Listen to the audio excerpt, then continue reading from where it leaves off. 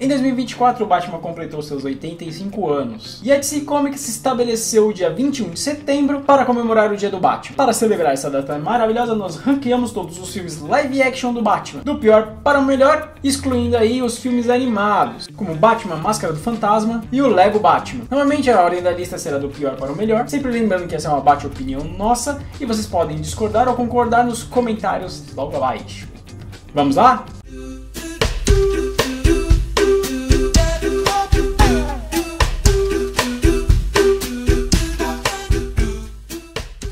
Em décimo e último lugar, Batman vs Superman, a origem da justiça. Vamos tirar o elefante da sala. Embora Batman e Superman não seja exclusivamente um filme do Batman, ele é claramente o protagonista. O nome dele vem primeiro no título. O filme começa e termina com sua narração. Ele tem mais tempo de tela que qualquer outro personagem. É o único que tem o mais próximo de um arco narrativo. Portanto, podemos considerá-lo protagonista e incluir esse filme no ranking. O principal problema do filme é o que faz ele pensar no último lugar. É justamente a dinâmica entre Batman e Superman. A direção de Zack Snyder falha em destacar as diferenças entre os dois, o que dificulta acreditando na rivalidade e na amizade que se desenvolvem mais tarde. Na narrativa, ambos são sombrios, vivem em cidades escuras, falam pouco e são atormentados por visões e angústias. Como um filme que deveria explorar o contraste entre esses super-heróis, ele não consegue criar uma dinâmica interessante quando estão juntos ou em oposição. Batman vs Superman também tenta adaptar quadrinhos, como Cavaleiro das Trevas, onde um Batman mais velho confronta o Homem de Aço. No entanto, os personagens do filme não têm a mesma profundidade ou bagagem dos quadrinhos. E como adaptação, o filme também não consegue criar algo interessante, novo ou crível, para funcionar dentro do que se propõe. Batman vs Superman deveria mostrar que os dois heróis são diferentes e a partir dessa diferença construir a justificativa que lutem entre si e depois se unam. Além disso, o filme tem alguns outros problemas, como o péssimo Lex Luthor de Jesse Eisenberg, cenas dedicadas a futuras continuações que nunca aconteceram e não acrescentam nada ao filme que estamos assistindo, como a exaustiva sequência Mad Max do Pesadelo de Batman e a apresentação dos futuros membros da Liga da Justiça por e-mail, mas vamos focar no Batman por um momento. O Batman de Ben Affleck é visualmente interessante. Com um uniforme que remete bastante aos quadrinhos, o ator até se esforça em alguns momentos como Bruce Wayne. No entanto, essa adaptação carece de muitos elementos. Sua Gotham City é inexpressiva, praticamente sem coadjuvantes clássicos como o Comissário Gordon ou Robin para criar algum contraste. O pior elemento, sem dúvida, é o fato de que essa versão do Cavaleiro das Trevas abdica de sua maior regra moral, não matar. Isso é especialmente estranho considerando que ele persegue o Superman pela destruição causada em Metrópolis. Mas sempre que vemos esse Batman em ação, ele causa destruição ou mata seus inimigos. A inconsistência aumenta quando em filmes subsequentes desse universo, vemos que apesar dessa versão do morcego matar, ele nunca eliminou seus inimigos clássicos como o Coringa e a Arlequina. Além disso, é lamentável a voz de robô e as expressões exageradas de Ben Affleck no papel do herói. E a roupa cheia de enchimento contribuíram para que em filmes seguintes, como Liga da Justiça e Flash, ele se tornasse cada vez mais cômico, até ficar parecendo mais uma paródia do Cavaleiro das Trevas. O oposto do que o Batman deveria realmente ser. Definitivamente, Batman vs Superman merece o título de pior filme do Batman, pela responsabilidade de unir os dois maiores super-heróis da história e falhar na execução. Em nono lugar, Batman e Robin. Batman e Robin é um clássico quando se fala de piores filmes de super-heróis. E não é de se espantar, pois o filme tem inúmeros problemas. A principal ideia do diretor Joel Schumacher era fazer uma homenagem à série do Batman de Adam West, mas isso soa deslocado considerando que este filme é uma sequência dos filmes de Tim Burton e Batman Eternamente.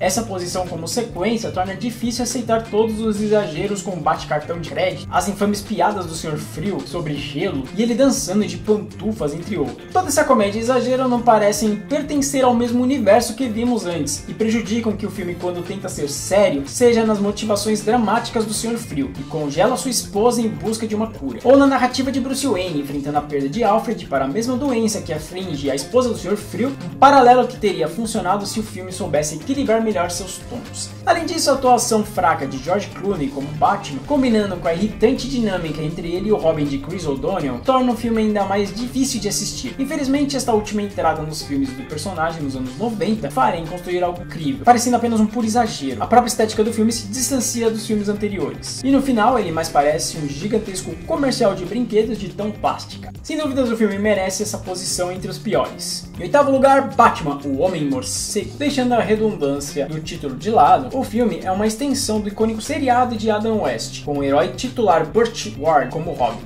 que foi ao ar de 66 a 68. Esse filme pode fazer alguns espectadores mais jovens acostumados com a faceta mais sombria do Batman torcerem o nariz, principalmente pela abordagem que é marcada por humor exagerado e um estilo visual colorido, que ao contrário de Batman e o Robin, funciona porque o filme abraça completamente essa proposta. Embora a narrativa possa parecer um episódio estendido da série, o que pode causar certo cansaço ao longo da experiência, ainda assim o filme tem grandes méritos. O design de produção e a estética são repletos de cores, as ações criativas que o filme encontra nos embates dos heróis com os vilões, junto com a melancolia do plano do Coringa e o desenrolar das cenas de ação, conferem ao projeto uma estética de quadrinho clássico e autêntico e único. A divertida dinâmica entre Batman e Robin, tanto entre si quanto vilões icônicos como o Coringa, o Pinguim, a Mulher Gato e o Charada, rende bons momentos isolados e em conjunto, tornando a experiência fiel ao que o filme se propõe, o entretenimento através do exagero. Esse tom aventuresco e colorido é um bom exemplo do que o Cavaleiro das Trevas pode, de vez em quando, protagonizar histórias que vão além do sombrio e violento. Em sétimo lugar, Batman Eternamente. Um clássico da infância de muitos. Batman Eternamente ainda divide opiniões até hoje.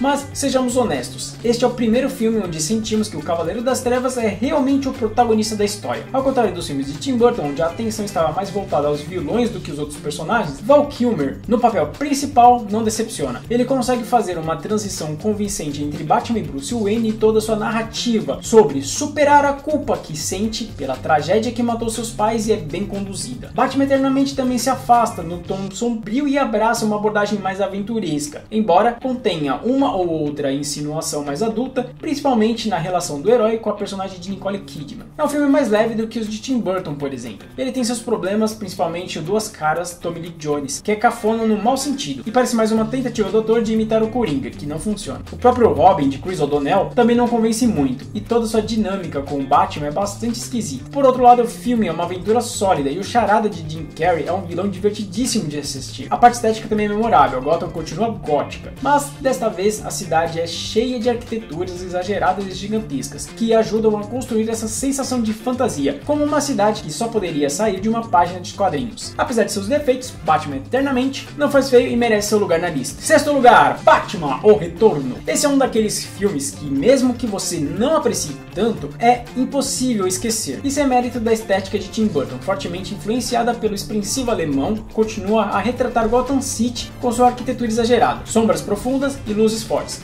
Mas tudo isso em um clima natalino, com neve caindo a todo momento. Esse é um dos aspectos mais interessantes do filme, que brinca com a inocência do Natal em um mundo corrompido e selvagem. A atmosfera que ele cria é o ponto alto. A Mulher Gato de Michelle Pfeiffer e o Pinguim de Danny DeVito são sem dúvidas dois dos super vilões mais icônicos do cinema. É impossível não se divertir com a perversidade que ambos trazem em seus personagens, cada um à sua maneira. Por outro lado, o Batman de Michael Keaton, apesar de continuar intimidador com a sua presença teatral e fria, fica cada vez mais distante da narrativa, que nem sempre funciona. Seja na construção de algumas situações ou personagens, é o tipo que não é tão forte no roteiro, mas é forte nas imagens e nos símbolos que elas representam. O Batman de Michael Keaton, sem dúvidas, é o Batman mais obcecado e psicótico que o cinema já apresentou. A regra moral que mencionei mais cedo, que falta no Batman de Ben Affleck, também falta aqui. Mas a diferença é que isso está perfeitamente alinhado com o mundo que Tim Burton constrói, e é por isso que esse retrato é convincente até certo ponto. Embora não seja um filme perfeito,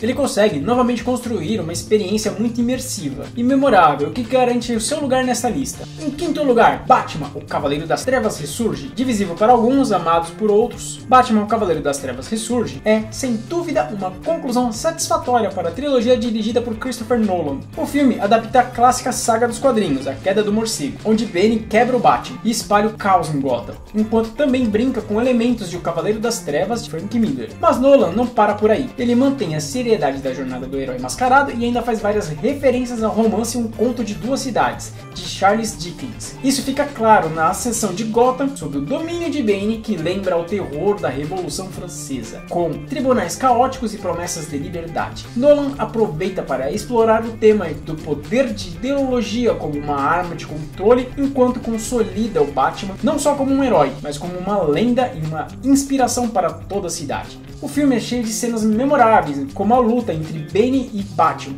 nos esgotos e a tensão crescente durante a invasão de Gotham, especialmente na grandiosa cena do estádio. E não podemos esquecer das sequências dedicadas a explorarem os esforços de Bruce Wayne para escapar da prisão onde está preso, simplesmente as melhores de todo o filme. Outro destaque é o próprio Ben, interpretado por Tom Hardy, que consegue ser uma ameaça física constante, usando muito de suas expressões corporais e construindo um trabalho de sotaque muito interessante. Ele se torna um dos vilões mais marcantes dos filmes do Batman, redimindo Bunny do desastroso Batman e Robin. Por outro lado, o filme sofre um pouco com a introdução de muitos personagens. A Mulher Gato, vivida por Anne Hathaway, é bem interessante, mas acaba ficando um pouco de lado. O mesmo acontece com John Blake. O Robin nesse universo, interpretado por Joseph Gordon-Levitt, a dinâmica dele com o Batman e a parceria que constroem fica prejudicada pela falta de tempo e pela urgência da trama. Mas o pior problema do filme é sem dúvida a vilã, Talia al Ghul, cuja revelação é previsível e a atuação da atriz não convence como uma verdadeira ameaça. Esses elementos acabam puxando o filme um pouco para baixo, mas não o suficiente para estragar a experiência, que ainda é muito boa. Em quarto lugar, Batman de 1989, o clássico de Tim Burton. É provavelmente um dos filmes de super-heróis mais icônicos de todos os tempos, se não for o maior. Já falamos bastante sobre as influências góticas que Burton intensificou em Batman Retorno, e assim como lá, esse também é um elemento central aqui.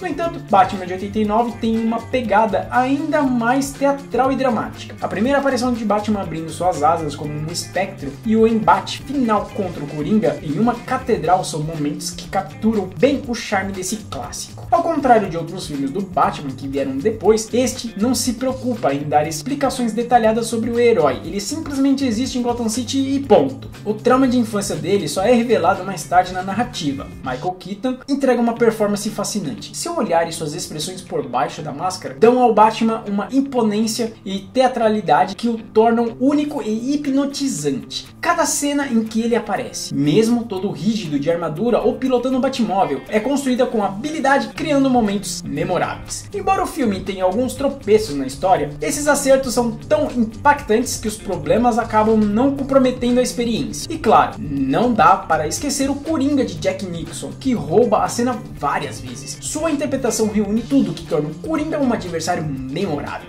E com tantos Coringas sombrios hoje em dia, esse lado divertido e caótico faz falta. Nicholson construiu um dos melhores vilões do cinema, e sua dinâmica com Batman fez jus à rivalidade dos personagens dos quadrinhos. Em terceiro lugar, Batman Begins. Agora chegamos na parte de ouro dessa lista, os 3 finalistas. E Batman Begins definitivamente merece estar aqui. Christopher Nolan, renomado diretor, trouxe um novo olhar para o cinema de super-heróis, com mais atenção e seriedade, além de se dedicar a criar o Batman como o mais completo do cinema. A beleza da narrativa está em acompanhar toda a jornada psicológica de Bruce Wayne, contada de maneira não linear, o que há um frescor em comparação com os primeiros filmes de Superman e do Homem-Aranha, que também tinham essa intenção. Vemos Bruce desde seus traumas de infância, como o mergulho na caverna onde foi traumatizado por morcegos e o assassino de seus pais, até seu rigoroso e memorável treinamento. Cada detalhe do Batman, suas habilidades de luta, sua furtividade e a origem de seus equipamentos é habilmente explicado.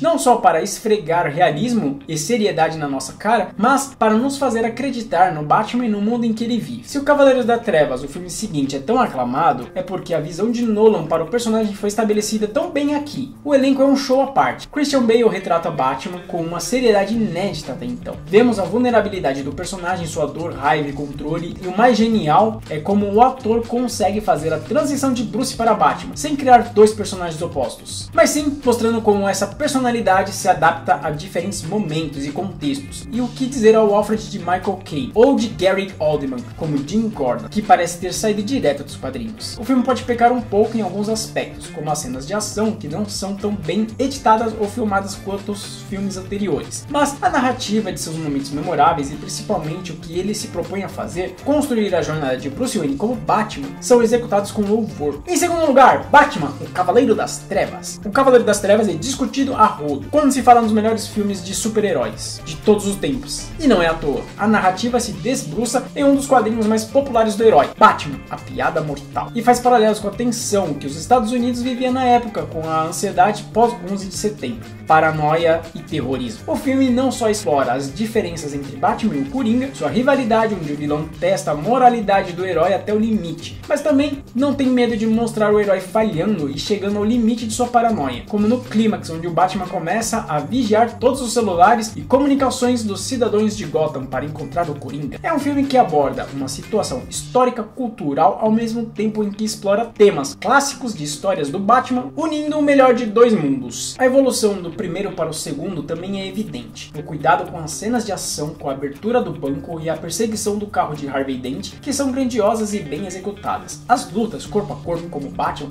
são mais claras e impactantes, com a câmera finalmente fazendo a justiça às coreografias. E claro, as atuações de tirar o fôlego, o que Heath Ledger construiu com seu Coringa é algo imortal e lembrado até hoje. De certa maneira, Nolan dá sua própria abordagem ao personagem, mas ele continua fiel ao que é nos quadrinhos. Um antagonista moral para o Batman, com seu passado misterioso, visual berrante e humor ácido. Essa é a beleza do que essa trilogia do Batman faz. Reinterpreta os personagens, mas mantém a essência deles, chegando a um resultado memorável. E este é o melhor exemplo disso. Em primeiro lugar, The Batman. Escolher entre o Cavaleiro das Trevas e o filme mais recente do herói não é nada fácil, mas aqui estamos. The Batman é até o momento o melhor filme do personagem nos cinemas, porque une duas coisas que as melhores adaptações acertaram. Dos filmes de Tim Burton, The Batman pega a estilização e a teatralidade, criando uma Gotham bastante expressiva e única, com sua essência gótica de uma metrópole que parece ter saído direto dos quadrinhos. A teatralidade vista do Batman de Michael Keaton